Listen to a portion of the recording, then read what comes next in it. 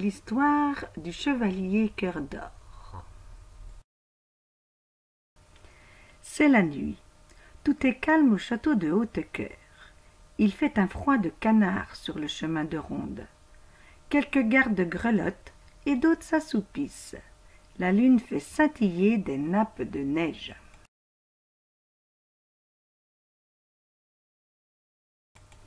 Dans sa chambre, l'horrible morte-mort dort.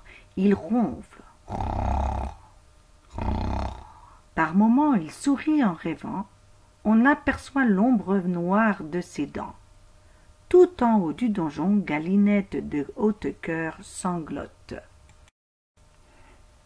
« Ô faucon, mon petit faucon, comme la nuit est longue, regarde, quelle misère, quelle froidure!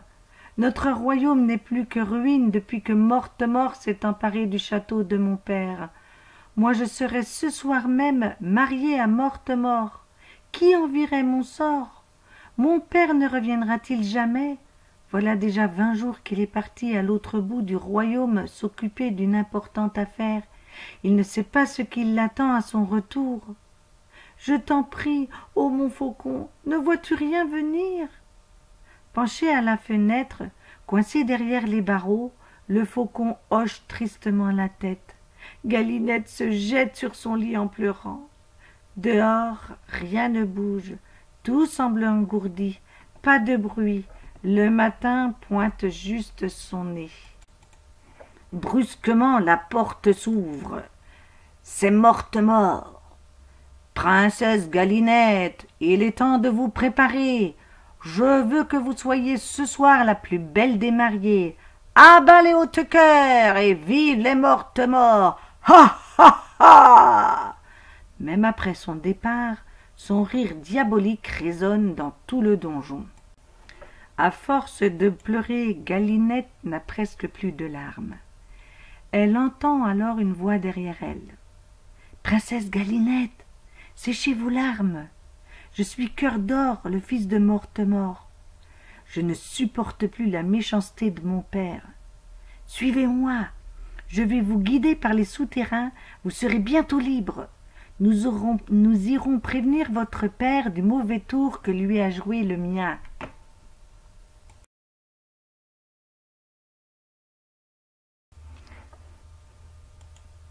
Sans réfléchir, Galinette suit Cœur d'Or. Il tient une longue torche. Leurs silhouettes se dessinent sur les parois du grand escalier. Les voici dans les souterrains. Là, ils trouvent tous les prisonniers de Mortemort enfermés dans des cachots. Avec les clés qu'il a volées, Cœur d'Or les délivre les uns après les autres. 50 hommes avancent maintenant en file indienne, faiblement éclairés par la torche de Cœur d'Or.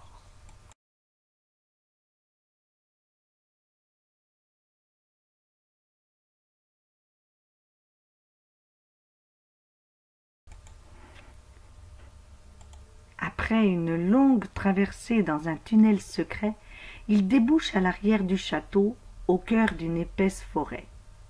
Galinette pose son faucon sur sa main. « Ô faucon, mon petit faucon, vole très haut et cherche mon père. Fais vite, le temps est compté. »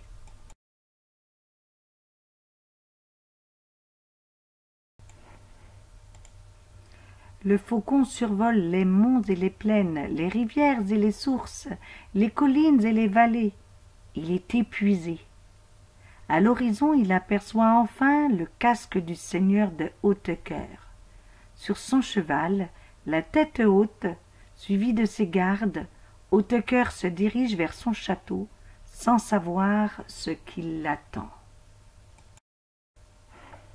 Il reconnaît tout de suite le faucon de Galinette et comprend aussitôt qu'elle est en danger.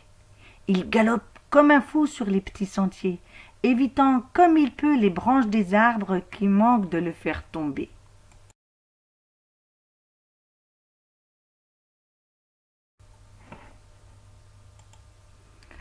Après une longue course, Hautecœur retrouve enfin sa fille et l'armée de Cœur d'Or. Comme c'est bon de se retrouver. Tous les hommes se préparent pour l'attaque. les chevaliers de Haute-Cœur enseignent aux autres l'art de la bataille. Pendant ce temps, au château, Mortemort ne se doute de rien. Il a mis son plus bel habit. En cuisine, les marmitons s'agitent, les chaudrons fument, les broches tournent, les épices embaument. On prépare le mariage de Galinette, faisans farcis et anguilles fumées, sangliers gratinés, civet de lièvre, pâté d'écureuil. On va bien se régaler. Mortemort vient voir en cuisine si tout se passe bien, quand tout à coup...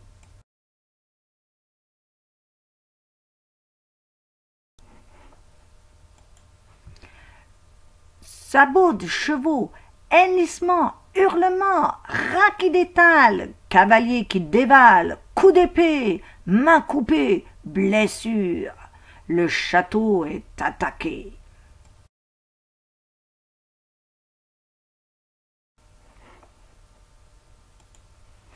Haute-Cœur et Mortemort se retrouvent face à face. « Tu apprendras que dans mon royaume les méchants ne triomphent jamais, Mortemort !»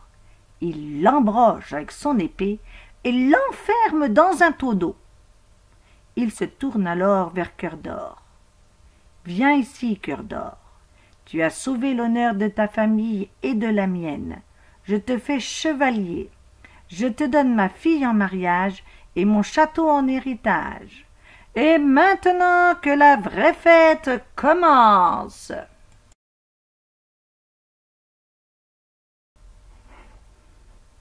Galinette et Cœur d'Or ont dansé toute la nuit. Le repas était succulent et le vin bon et abondant. Les chevaliers aiment beaucoup faire la fête. Mortemort, lui, resta dans les oubliettes du château. Tout le printemps, et aussi tout l'été, et même l'automne, et un autre hiver. Et puis, un matin de printemps, on sentit le parfum des violettes, des framboises mûres et du pain doré. On entendit des rires et des éclats de voix. C'étaient les enfants de Galinette et Cœur d'Or qui gambadaient dans l'herbe verte.